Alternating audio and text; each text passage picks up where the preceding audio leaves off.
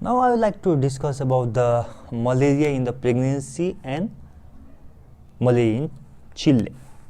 Okay, first malaria in pregnancy. We have already discussed in pregnancy, malaria mostly manifests as the severe form of the malaria mostly manifests as hypoglycemia, jaundice, renal failure, and pulmonary edema. Okay.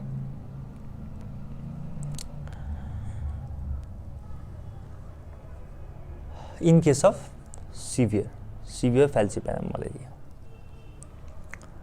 Now let us discuss the malaria in pregnancy in relation to the epidemiology. First, in high malaria transmission area.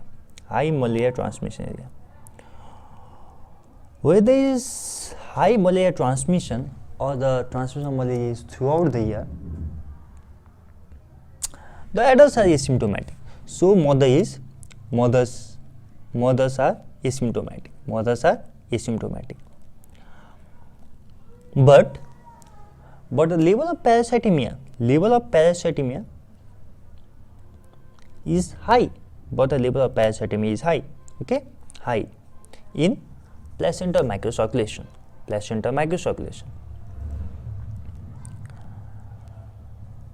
Okay, this will lead to the what is the main effect on the baby?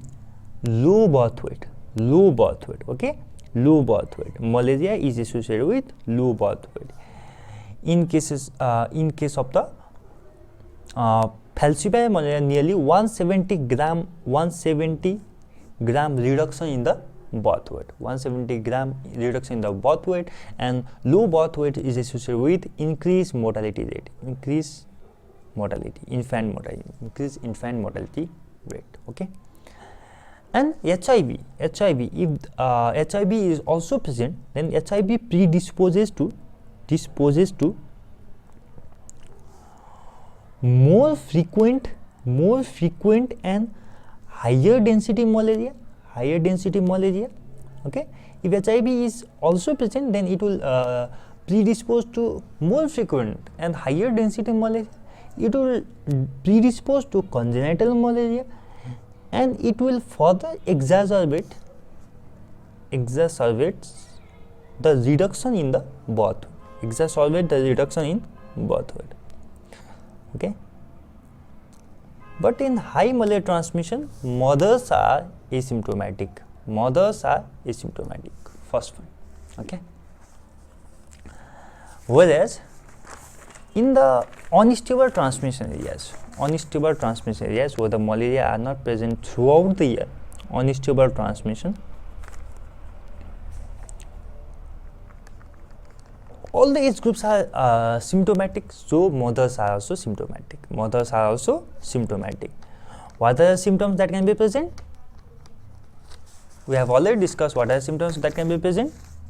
Hypoglycemia, jaundice, renal dysfunction, and pulmonary edema. These features can be present. Okay, these features are present in mother, so these features will lead to the fetal distress, premature labor, and stillbirth. Okay, and congenital malaria in less than 5% of newborn. Okay, what is the cause of death of mother? Maternal death due to malaria-induced anemia.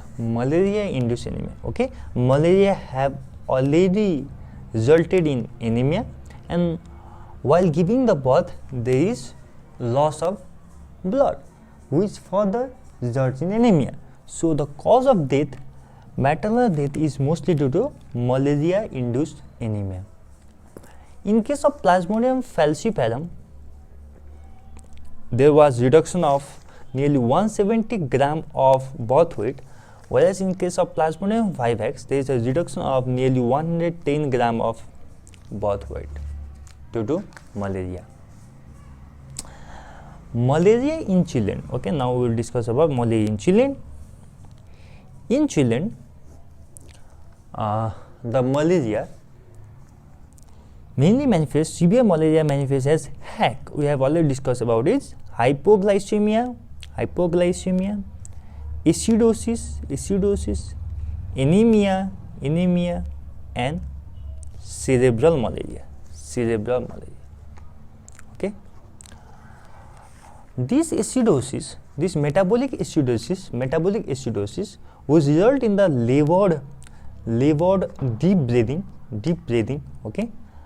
Previously, this acidosis was incorrectly thought as anemic congestive cardiac failure. Okay. So in the previous years, when we did not know about the acidosis, we thought that the labored deep breathing in the children was caused by the anemia. This anemia leading to congestive cardiac failure. But we now know that the labored deep breathing is caused by the acidosis in the children. Okay, and another point is the children tolerate anti-malaria drugs well,